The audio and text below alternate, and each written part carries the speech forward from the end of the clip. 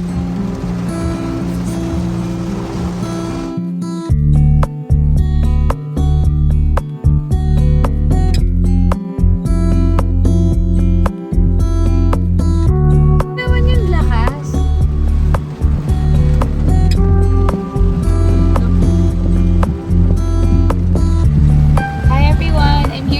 Eastland Heights.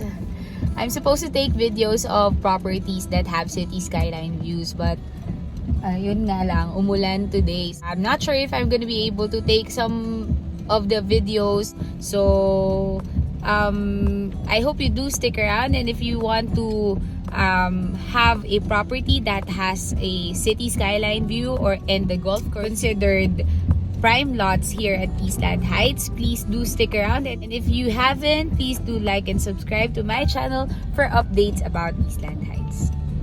See you soon!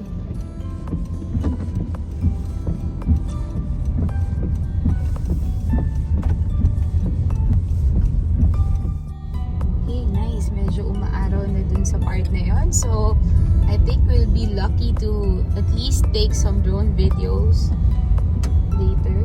So quick update about the commercial area. We're hoping that this will open early this year, but we're just waiting for some permits before we launch it. So yeah, subscribe to this video, to this channel for to keep you updated.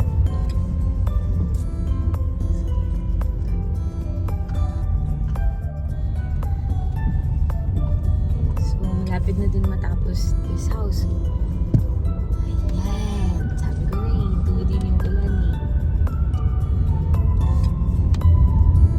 Wow. Kanina malakas kasi yung hangin. But there, God is good.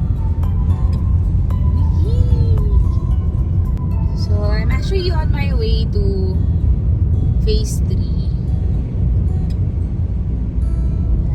Siguro it would take me around 8 minutes to get there.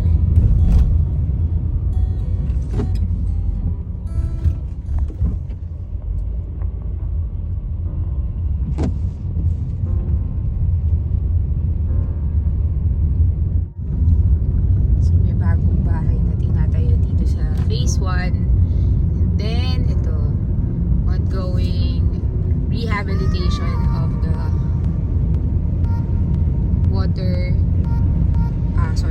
the pipeline, water matapig siya. Water pipes. So, para meron ng complete supply hanggang dun sa taas na part, kasi mataas yung ibang areas dito kahit phase 1, mataas din. Here is the springs. Yeah, malapit naman na akong videos about the springs. You can just check it out sa posts ko earlier.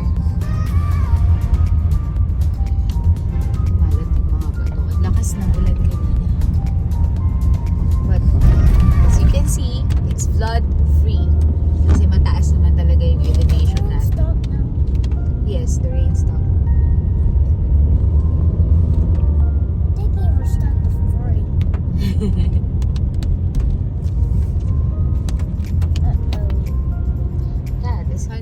Kapag naka-grass cut yung paligid. Kasi these views, we don't get to appreciate it kapag mataas yung talahib. Before, mga few years ago, diba, if you would notice in my videos, most of these areas ang tataas ng talahib, so you don't get to appreciate the view. When in fact, like this one, ngayon ko lang nakita siya na golf course talaga, immediately yung makikita mo, even if you are just along the road. Diyan yung golf course. There.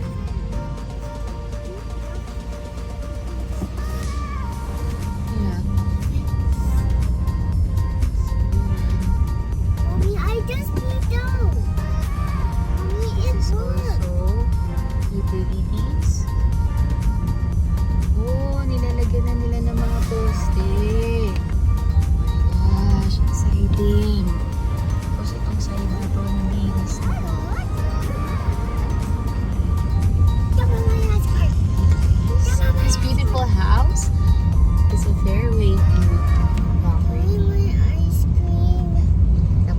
Ayan si Sir. Mama. I'm so happy. Well, medyo matagal na rin ako nagbebenta ng Eastland. So, since the launching of Eastland, I was here. Yan. Okay.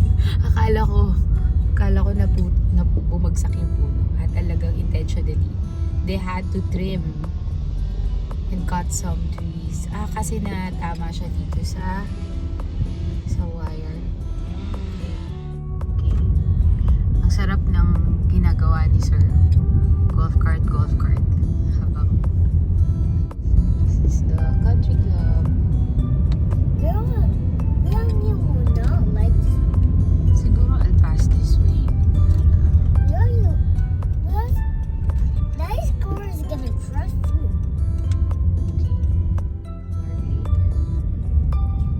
If Tita Clark, Naglalaro pa rin ako kahit umuulan. whoa, there's a lot of people there. Mommy, what the people are doing? So this area, yung taas niya, that's the Grand Hill. Yan, the Grand Hill. That's Block 7. Hindi pa ako nakavisit ulit sa the Grand Hill. Pero the last time I was there, nagki-clearing na for the road network. Hindi ko pa... Yeah. So, Vernonia Street, dito yung dinadaan ng papuntang Daintree sa expansion project. So, dati pag pumupunta kami dito, parang ang liit ng mga roads. Kaya ngayon naliligaw na rin ako. Kasi dahil may na-clear yung road na para nakakapanibago. So yun, minsan akala nila parang walang bahay, nakakatakot, ganyan. Pero ito, actually pagpasok mo minsan, makikita mo may mga bahay talaga. Like this one. Then, pa sa taas. Gaano kataas to? Wow!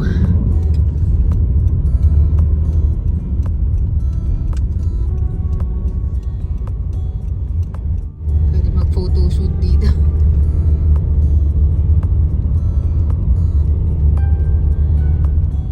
Nandito na ako sa area na to, which I want to present.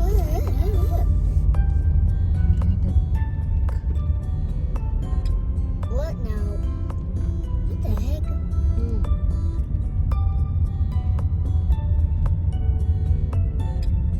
So this one.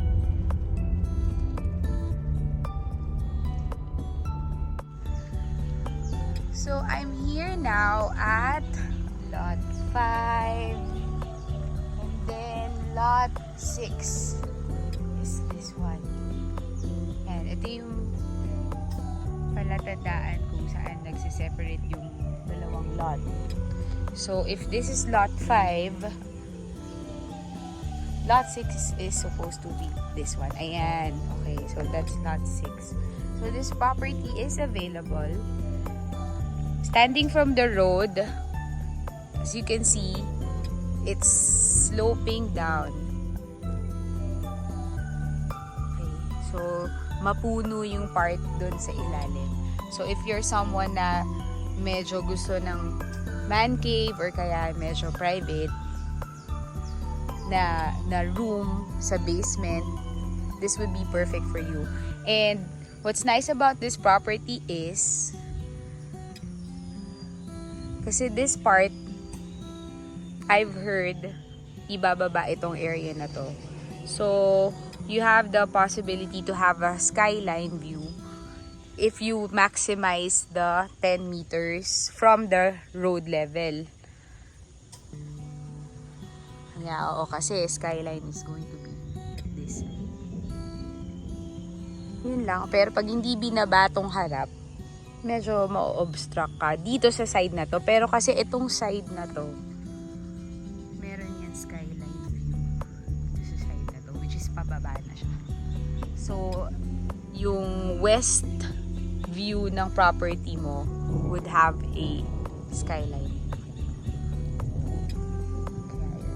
So I'm gonna take a drone video of this. May dala-dala siya ulit, Teresa eh. Lang ka. Kaya nga eh. Mabilis ba lumaki yan? Opo. Kaya sana yung kukunin niya, eh nakita niya yung nandito, medyo mababa, maganda pa. Oo nga, ang laki.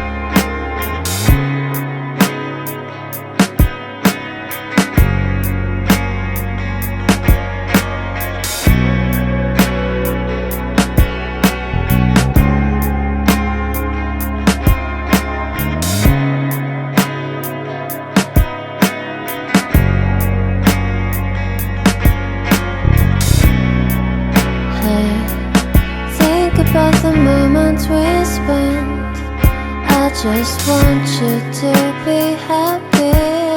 When someone tries to touch your scars, it doesn't seem to cure at all. Nothing's gonna be any better. I mean from lot number 6. Ito si lot 50. Wala, di makita. Don't touch your darling, don't touch. Pero maganda yung view niya. I told you. Then may golf course view. Kasi golf course yung likod dito eh. So, and then towards Daintree, pailalim eh. Yun lang, talagang mas mataas tong. So ito, actually, pataas yung sa likod, and then this one medyo pababa siya, although mas mataas siya ng konti dito, konti lang eh, halos level sila ng property sa harap, but yun, pababa na talaga siya, and then meron kang view ng rolling terrain. Ito yung paakyat ng phase 3 papuntang Daintree. This is your park. Maganda din siya. Maganda siya actually. Dito mataas siya. Mataas yung road eh.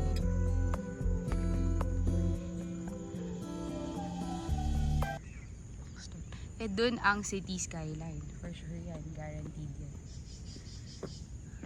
So sige. I'll fly the drone from here.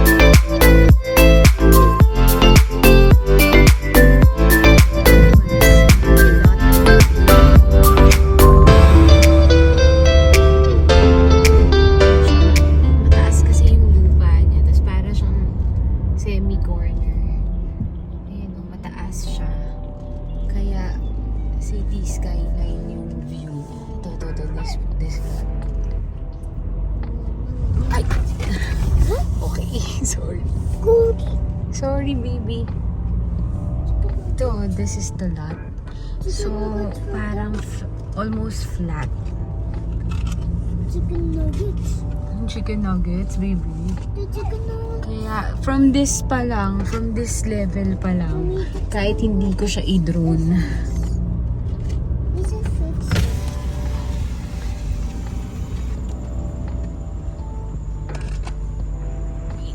Ini, skyline na to eh. Oo, skyline.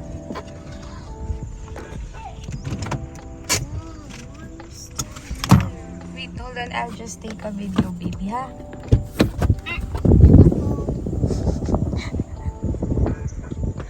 Ayan. So, kahit walang drone, City Skyline view na yung kita agad.